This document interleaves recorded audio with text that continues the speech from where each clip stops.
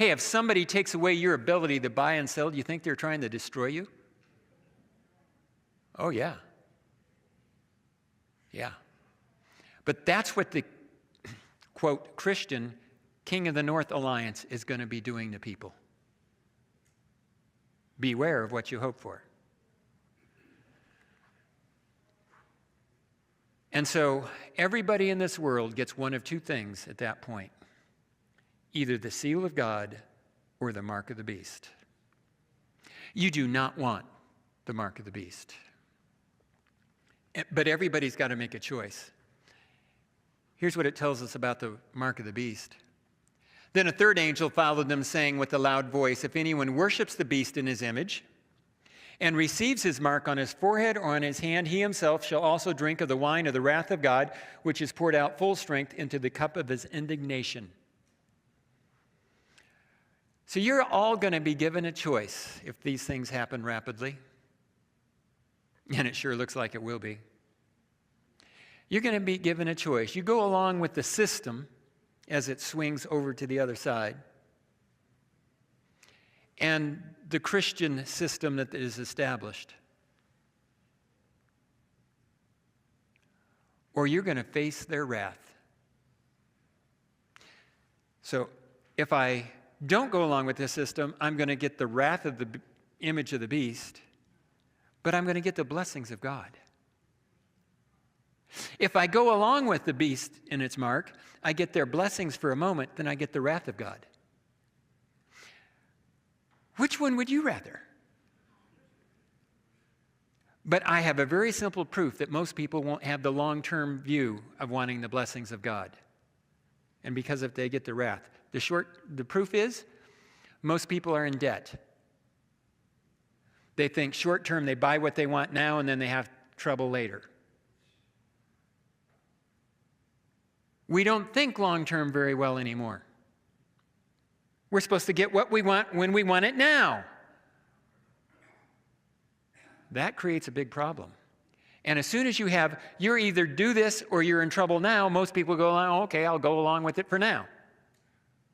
You do not want to go along with this one for the moment. You want to stand up and say no right off the bat.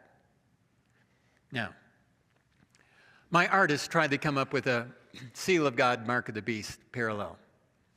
I do not think it's a branding iron. Not too many people would line up for that one. I've heard all kinds of things about it. I picked up a book in a Christian bookstore one time and just leafed through it. I did not buy the book. It was how barcodes are the mark of the beast. Even that book had a barcode price tag. So the Mark of the Beast book had the Mark of the Beast on it. Those kind of things crack me up and make me laugh. All kinds of stories.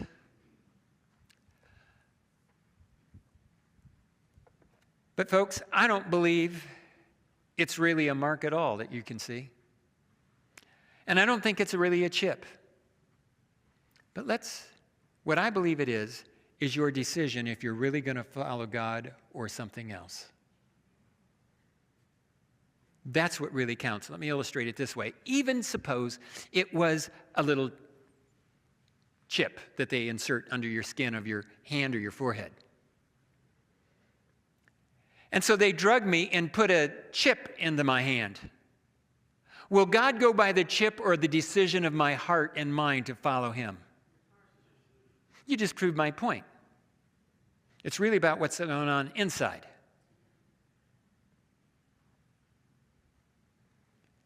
Now, somebody who's truly following God won't pretend to be following something else. Which is interesting because God's seal only comes in the forehead. You've got to make your own choice to follow him. Your parents' choice doesn't work. God has no grandchildren. He only has first-generation children in his kingdom. You've got to make the decision yourself. However, the mark of the beast, you can believe the beast and follow him because you believe it, or you don't really believe it, but you're afraid of his wrath, so you're going to pretend you got it on your hand. So God's side only by faith, the other side just going along with the crowd. You will never go along with the crowd to salvation. You got to make your own choice.